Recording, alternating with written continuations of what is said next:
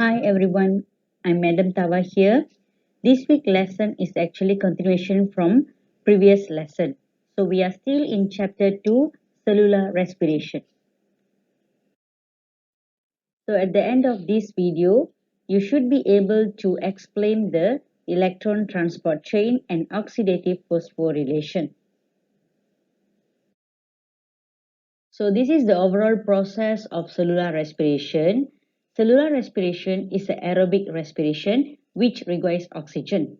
There are three stages such as glycolysis, citric acid cycle or Krebs cycle, and oxidative phosphorylation. In previous lesson, you have learned about glycolysis and Krebs cycle.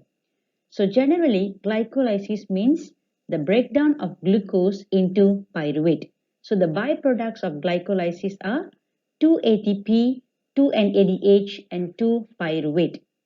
Glycolysis can occur with or without presence of oxygen. Then the pyruvate that produced during glycolysis will enter the mitochondria with the presence of oxygen. So if there is no oxygen, pyruvate cannot enter the mitochondria. Then the NADH that produced during glycolysis in cytosol cannot enter directly the oxidative phosphorylation.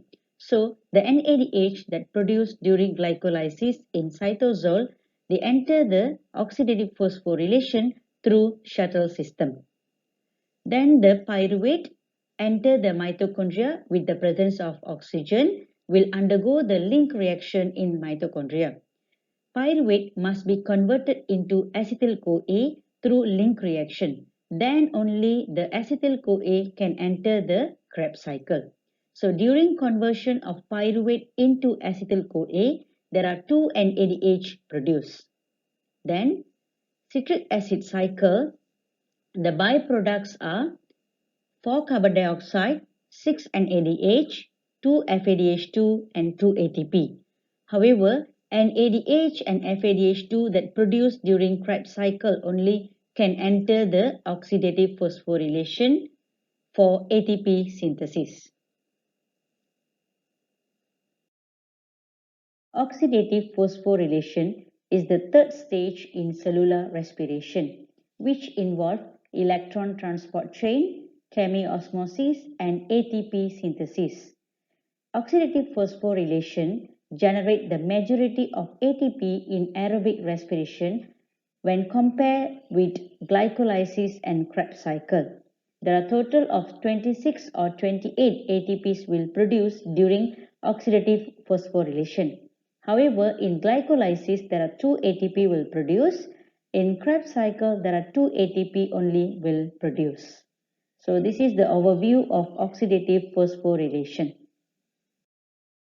Electron transport chain is the last step in aerobic respiration, which uses high energy of electron to generate the ATP. There are 9 carriers embedded in electron transport chain. So the electrons pass down the electron transport chain from one carrier to another carriers until reach the oxygen molecule. So when the electrons pass down from one carrier to another carriers, energy release. The released energy used to generate the ATP. Because electron transport chain cannot generate ATP directly. The movement of electrons contribute to chemiosmosis and ATP synthesis. NADH and FADH2 are energy-rich molecules which consist of a pair of electrons. So actually the electrons from NADH and FADH2 transfer to the carriers. The carriers that embedded in electron transport chain can be classified into two major categories such as integral membrane protein complex or multi-protein complex and mobile carrier. Integral membrane protein complex act as a carrier protein as well as proton pump. So there are 4 types of integral membrane protein complexes such as complex 1 NADH dehydrogenase, complex 2 succinate dehydrogenase, complex 3 cytochrome reductase or cytochrome BF complex, complex 4, cytochrome oxidase. Mobile carriers such as ubiquinone or coenzyme Q and cytochrome C. As I explained earlier, oxidative phosphorylation involves electron transport chain, chemiosmosis, and ATP synthesis. Let's look at electron transport chain. So these are the carriers that embedded in electron transport chain in inner mitochondrial membrane. This is mitochondrial matrix. This is intermembrane space. So first the electron from NADH transfer to complex 1. Then NADH oxidized to become oxidized NAD positive. Then after the complex 1 accept the electron, complex 1 become reduced complex 1. Then the electron transfer from reduced complex 1 to coenzyme Q. So after the electrons transfer from reduced complex 1 to coenzyme Q, complex 1 become oxidized complex 1. During oxidation of complex 1, energy release. So the released energy used to pump the protons from mitochondrial matrix to intermembrane space. Then the electrons from coenzyme Q transfer to complex 3. Complex 3 accept the electron and reduce to become reduced complex 3. So the reduced complex 3 transfer the electrons to cytochrome C. So after the electron transfer from reduced complex 3 to cytochrome C, complex 3 become oxidized complex 3. During oxidation of complex 3, the energy release. So the released energy used to pump the protons from mitochondrial matrix to intermembrane space. Then the electrons from cytochrome C transfer to complex 4. So complex 4 accept the electron and reduce to become reduced complex 4. Then the electron from reduced complex 4 transfer to oxygen. So oxygen accept the electron from reduced complex 4. Then the reduced complex 4 undergo oxidation process to become oxidized complex 4. So during oxidation of complex 4, energy release. So the released energy used to pump the proton from mitochondrial matrix to intermembrane space. Then the electron from FADH2 transferred to complex 2. So the FADH2 now undergo oxidation process to become FAD positive. Then the complex 2 accept the electron and reduce to become reduced complex 2.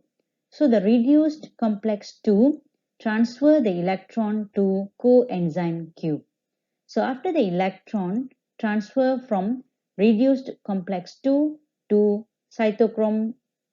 coenzyme Q, the reduced complex 2 undergo oxidation process to become oxidized complex 2. However, the energy released during oxidation of complex 2 is not enough to pump the proton from mitochondrial matrix to intermembrane space. Then the electron from coenzyme Q transferred to complex 3. So the complex 3 accept the electron and reduce to become reduced complex 3. So the electron from reduced complex 3 transferred to cytochrome C. So reduced complex 3 become oxidized complex 3. So during the oxidation of complex 3, energy release. So the released energy used to pump the proton from mitochondrial matrix to intermembrane space. Then the cytochrome C transfer the electron to complex 4. So complex 4 accept the electron and reduce to become reduced complex 4. Then the electron from reduced complex 4 transferred to oxygen, and then the reduced complex 4 undergo oxidation process.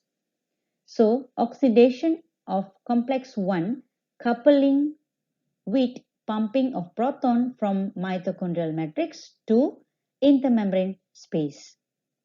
Then the oxygen accept the electron from complex 4 reduced to become water molecule. So when you notice here, there is different in terms of the proton gradient. So when compare the mitochondrial matrix with intermembrane space have high concentration of proton gradient.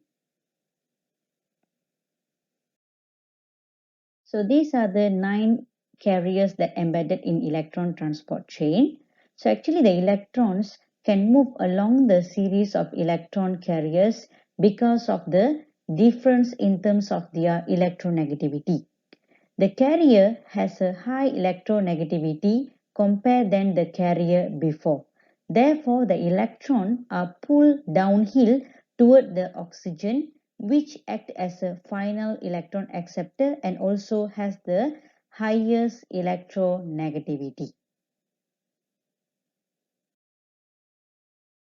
So the complex one actually consists of 2 carriers such as flavin mononucleotide and iron sulfur protein. Complex 2 consists of iron sulfur protein. Complex 3 consists of cytochrome B, iron sulfur protein, cytochrome C1.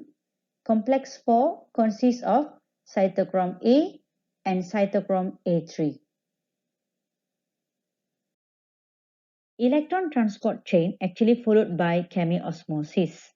During electron transport chain, complex 1, complex 3 and complex 4 undergo oxidation process. So during oxidation of complex 1, complex 3 and complex 4, energy release. So the released energy used to pump the proton from mitochondrial matrix to intermembrane space. So it creates proton concentration gradient. Therefore, in intermembrane space, there are high concentration of protons compared than the mitochondrial matrix. So the protons from intermembrane space diffuse back to mitochondrial matrix through the ATP synthase down their concentration gradient. So this process known as chemiosmosis. Flow of proton down their concentration gradient through the ATP synthase cause proton motive force or energy release, which used to phosphorylate the ADP to form ATP. So this is how the ATP energy is generated. So this is the structure of ATP synthase, which made up of rotor, stator, this is rod, and this is stationary knob. Rotor is embedded in the inner mitochondrial membrane. Stator anchored to inner mitochondrial membrane and also holds the stationary knob. So this is the rod that extends from rotor to stationary knob. There are catalytic sites on the stationary knob. So once the protons from intermembrane space flows down through the ATP synthase, the rotor spins clockwise. When the rotor spins clockwise, the rod also spins clockwise and activate the catalytic site that embedded on stationary knob. So the phosphate phosphorylate the ADP to make the ATP. So this is how the ATP generates. Electron transport chain. So the final electron acceptor in electron transport chain is oxygen. So the oxygen accepts the electron reduced to produce water molecule. 1-NADH generates enough proton motive force for synthesis of 2.5 ATPs. So generally we can say that 1-NADH can generate 2.5 ATPs. Then later on FADH2 enter the electron transport chain. So one FADH2 can generate 1.5 ATPs. So there are total of there are total of 8 NADH enter the electron transport chain. 6 NADH from Krebs cycle, 2 NADH from link reaction. So 8 NADH can generate 20 ATPs. However, 2 FADH2 from Krebs cycle enter the electron transport chain. So 2 FADH2 can generate 3 ATPs. 2 NADH from glycolysis cannot enter directly the electron transport chain. NADH that produced during glycolysis in cytosol should pass through the shuttle system, then only can enter the electron transport chain. So it also depends on the type of the shuttle system. So if NADH pass through the NAD positive, 2 NADH can generate 5 ATPs. If let's say 2 NADH pass through FAD, so 2 NADH can generate 3 ATP in mitochondria. So overall, 26 or 28 ATPs produced during electron transport chain. So as I explained in previous slide, the NADH from glycolysis cannot enter directly the electron transport chain. However, the NADH that produced from Krebs cycle can enter directly the electron transport chain. Because the inner mitochondrial membrane is not permeable to the NADH from cytosol. So the NADH that produced during glycolysis in cytosol should pass through the shuttle system, then only can enter the electron transport chain. There are two types of shuttle mechanisms such as malate aspartate shuttle, glycerol phosphate shuttle. If let's say the NADH from glycolysis transferred to malate aspartate shuttle, the electrons from NADH pass to NAD positive in mitochondrial matrix. However, if NADH from glycolysis transfer to glycerol phosphate shuttle system, then the electrons from NADH transfer to FAD in mitochondrial matrix. So this is the overall summary of ATP production in cellular respiration. During glycolysis, 2 ATPs produced by substrate level phosphorylation. 2 NADH that produced during glycolysis in cytosol cannot enter directly the oxidative phosphorylation. So the NADH that produced during glycolysis in cytosol transfer to electron transport chain through shuttle system. So there are two types of shuttle system such as NAD positive and FAD. So if the NADH transferred to NAD positive, then 2 NADH can generate 5 ATPs. If the NADH transferred to FAD, then 2 NADH can generate 3 ATPs. So during the conversion of pyruvate into acetyl-CoA through link reaction, there are 2 NADH produced. So the NADH transfer to electron transport chain. So in electron transport chain, 2 NADH can generate 5 ATPs. During Krebs cycle, there are 2 ATPs produced by substrate level phosphorylation, 6 NADH and 2 FADH2 that produced during Krebs cycle will enter the electron transport chain. So in electron transport chain, 6 NADH can generate 15 ATP. However, 2 FADH2 can generate 3 ATPs. So total of 30 or 32 ATPs can produce from one glucose molecule in cellular respiration. So this is the overview of ATP production from one glucose molecule in cellular respiration. So the details you should know in cellular respiration such as the molecular inputs and outputs from each stage, how many ATP molecules are produced from each stage. So you should remember how many ATP molecules produced from glycolysis, Krebs cycle, and the total ATPs produced in cellular respiration. Then, how many NAD positive and FAD molecules are reduced at each stage. So these are the details you should know in cellular respiration. So that's all regarding the oxidative phosphorylation and also the summary of ATP production in cellular respiration. Thank you.